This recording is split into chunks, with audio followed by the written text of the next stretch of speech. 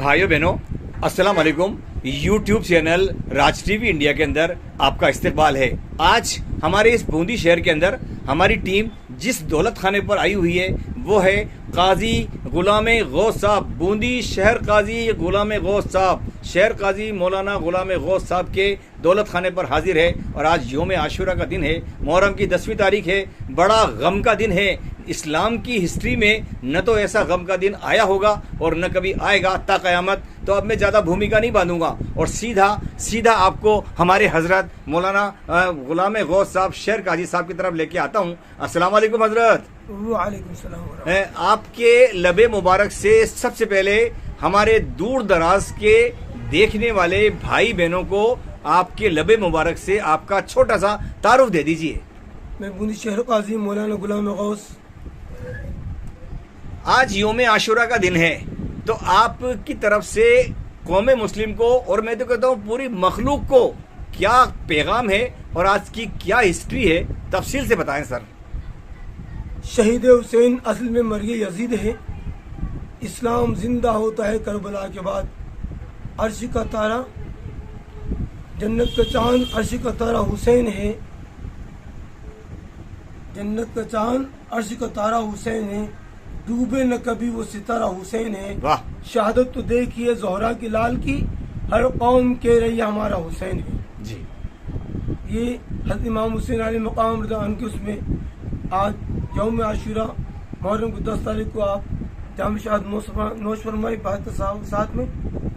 आज मुहर्रम की 10 तारीख को कई वाक़यात मुश्तमिल हैं। आज के दिन मुहर्रम की 10 तारीख को हज़रत आदम अलैहिस्सलाम की तौबा कबूल हुई, जो तकरीबन 350 साल तक रोए, तौबा कबूल नहीं हुई। आज के दिन मुहर्रम की 10 तारीख तौबा कबूल हुई। साढ़े तीन सौ साल तक रोए। क्या बात है। समंदर से भी ज्यादा आंसू आपके बह गए। अल्लाह ने तौबा कबूल की और आज का दिन था। हम भी चाहते हैं अल्लाह ताला के दरबार में हम भी दो आंसू बहाकर की हमारे जो गुनाह हुए सरजद होते हैं, अल्लाह ताला के दरबार में आंसू बहा हम भी तौबा कर सकते हैं। 9 और 10 तारीख का जो नफिल रोजा है उसके बारे में तफसील से बताएं हजरत। हज़रत मूसा अलैहिस्सलाम इस तारीख को पैदा हुए, नूह अलैहिस्सलाम भी हुए और इब्राहीम अलैहिस्सलाम भी हुए, ईसा अलैहिस्सलाम भी हुए। 9 तारीख का 10 तारीख का रोजा 10 तारीख इसलिए करते हैं कि हज़रत मूसा अलैहिस्सलाम की उनकी उम्मती 10 तारीख को रोजा रखते थे। उनसे पूछा गया कि आप रोजा क्यों रखते हो, कि हमारे नबी मूसा अलैहिस्सलाम बनी इस्राइल जो पैदा हुए इसलिए रखते हैं। फिर मेरे आका ने देखा कि यहूदी एक रोजा रखते हैं, कहीं मुशाबत न हो जाए, तो मैं 9 तारीख का भी हुक्म दे दिया गया। इसलिए 9वीं तारीख और 10 तारीख का रोजा रखते हैं और इसका सवाब बहुत ज्यादा सवाब है।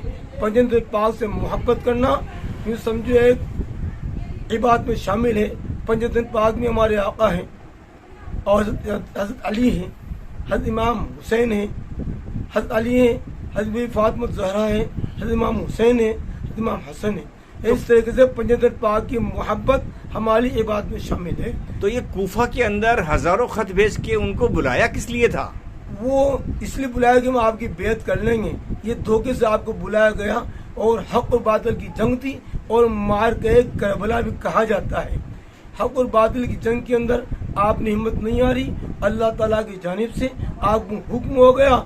यूँ तो शहीद का दर्जा शहादत होने के बाद मिलता है, लेकिन मेरे आका के पास जब आप हमारे आका आपके नवासों गर्दन चूम रहे थे, पेशानी चूम रहे थे, खिला रहे थे, कंधे पे उठा रहे थे, तो जिब्रील सलाम आ गए।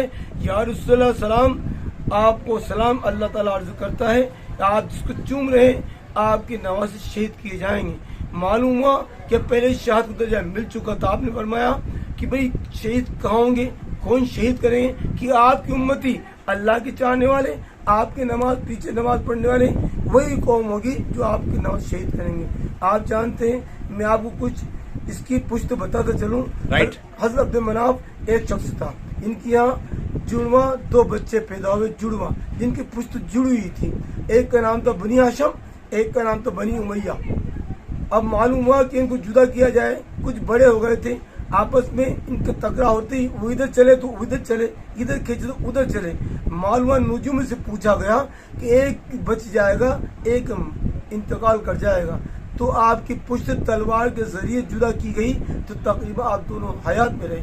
बनी हाशिम बनी उमैया, बनी हाशिम के तो पैदा हुए मेरे आका के दादा हज़रत अब्दुल मुत्तलिब, और बनी उमैया के पैदा हुए अबू सुफियान के पैदा हुआ हज़रत अमीर मुआविया, और अब्दुल मुत्तलिब के पैदा हुए मेरे आका के वालिद हज़रत अब्दुल्ला, और उधर यजीद पैदा हुआ, इधर हमारे आका पे। इस तरीके से पुश्त वही है, नमाज पढ़ने वाली वही है। इसका मतलब ये है कि पुश्त वही है, खून वही है। बस तलवार ने खून चक लिया था, वो खून होके रहा, और अल्लाह की तरफ हुक्म हो गया था कि भाई आपको शहीद किया जाएगा। मालूम था, फिर भी आप गए, आपके भाई को भेजा इमाम मुस्लिम को, वहाँ उनको शहीद कर दिया गया। उनके दोनों बच्चे शहीद कर दिए गए। उन्होंने जो खत पहुंचाया वो खत यहाँ तक न पहुंचा, तब तक आप पहुंच चुके थे। तकरीबन 27 रजब आपने सफर की तैयारी की, पूरे 5 महीना 13 दिन आप सफर में रहे। वहाँ जाने के बाद में उसने इनकार कर दिया बैत करने से। आपको मालूम था मेरा खून यहाँ पे बहाएंगे। बहरहाल ये अर्ज करना था कि आपके खून से इस्लाम को सींचे, इस्लाम दम तोड़ चुका था, इस्लाम की चाहने वाले नहीं थे। यूँ तो जो कोई मर के बिस्तर मरीज पड़ता है मौत के बिस्तर पर, तो हर आदमी आता है कि मेरा खून ले लीजिए, मेरा खून ले लीजिए, लेकिन अल्लाह को आपके खून से इस्लाम को सींचना था। और सभी ने कहा हम भी जंग में चलेंगे, हम भी जंग में चलेंगे, हम भी जंग में चलेंगे, लेकिन अल्लाह की जानिब से आप खून मैचिंग हुआ, आप खून से इस्लाम सींचा। और वो शाह हुसैन बादशाह हसन हुसैन, दीन हसन हुसैन, दीन पना हसन हुसैन, सरदार नदाद तरदस्त यजीद, हक्का के बिना ला इलाहा हसन हुसैन। बहुत बहुत शुक्रिया हजरत। 6.5 मिनट का वीडियो हो गया है। आपने बड़ी तफसील से पूरी मखलूक को आज के दिन की अहमियत बताई है, किस तरह से वहाँ पर ये हादसा हुआ ये बताया है, और जानबूझ के किया गया, धोखे से किया गया ये बताया है। तमाम कौम मुस्लिम की तरफ से, तमाम मखलूक की तरफ से, मेरे यूट्यूब चैनल राज टीवी इंडिया के देखने वाले हज़ारों बहनों भाइयों की तरफ से आपको अस्सलाम वालेकुम। बहुत बहुत शुक्रिया हजरत, बहुत बहुत शुक्रिया। हाँ फरमाइए, अगर कुछ और बाकी रह गया हो तो। कुछ बाकी तो ये पैगाम हमारे हज़रत इमाम हुसैन ने ये पैगाम दिया कि आप नमाज पढ़ो। वो एक सजदा जिसे तू गिरा समझता है, हजारों सजदे देता है आदमी को नजात। नमाज पढ़ो। आपने सजदे में सर दे दिया, नमाज में सर दे दिया, तो कम से कम इबरत हासिल करो। और कुरान में यही फरमाया इन्नल्लाह मअस साबिरीन, सब्र सलाह से काम लो, और वला तक़ीमत, और अल्लाह की राह में जो शहीद उनका मुर्दा न कहो। और फरमाया वलनबलुवन्नकुम, मैं तुम्हें आजमाऊंगा विषम चीज देकर, मिनल खौफ, तुम्हारे दिल में खौफ पैदा होगा, वलजुई, तुम्हारे साथ दवस्तत भी होगी, वनक्सिन, नुकसान ही पहुंच चुका, मिनल अमवाल, जो अल्लाह फरमाता है मैंने तुम्हें जो माल दिया उसमें तुम्हारा नुकसान हो, वल समरात, और तुम्हारे नफ्स जो फल दिए यानी औलाद दिए उसको भी ले सकता हूँ। इसलिए अल्लाह ताला से सजदा करो, अल्लाह दरबार में सजदा करो और शुक्र अदा करो।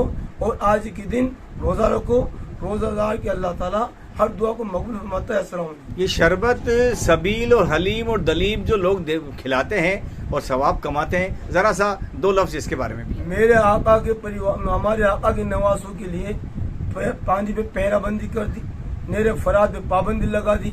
आप प्यासे थे, पानी आपको नहीं दिया गया, तो शब्द इसलिए पिलाते हैं, न जाने घूट में, न जाने किस घूट में मेरे आका के वो जो हो, जो खुश हो जाए, अल्लाह ताला खुश हो जाए, और उसकी उसमें हमें कुछ सवाब मिल जाए। आप जानते हैं जब आप मेरे फराद पे जाने लगे तो आप चचा अब्बास अलमदार का जख्म कर दिया गया, बेसकीना प्यास तब थी, आप पानी के लिए गए, फिर पानी नहीं दिया गया। बहरहाल तृष्णा लब होकर के आपको, अब जब खेमे में गए, एक के बाद दीगर, एक के बाद एक शहीद हो गए। खेमे में से आवाज आई हजरत अली असगर की, जो एक शीरख्वार यानी कि बच्चे थे। फरमाया कौन रो रहा है? कि अली असगर रो रहा है कि लाओ मुझे दो, इसको तो कम से कम पानी पिला देंगे। बच्चों को देख के आपने अली असगर को गोद में लिया और वहां जाके कहा कि ये देखो बच्चा शीरख्वार तड़पता है प्यास से, बच्चा शीरख्वार तड़पता है प्यास से, इस पर तो रहम खाओ कि तकता है प्यास से। लेकिन उन्हें ये नहीं सुना, और एक ऐसा तीर मारा, हल्के अजब में होता हुआ आपके बाजू को चीरता हुआ जाम शाह दोष फरमा दी, आप खेमे में आ गए। बहुत बहुत शुक्रिया, बहुत बहुत शुक्रिया सर, बहुत बहुत शुक्रिया। अस्सलाम वालेकुम। वालेकुम सलाम।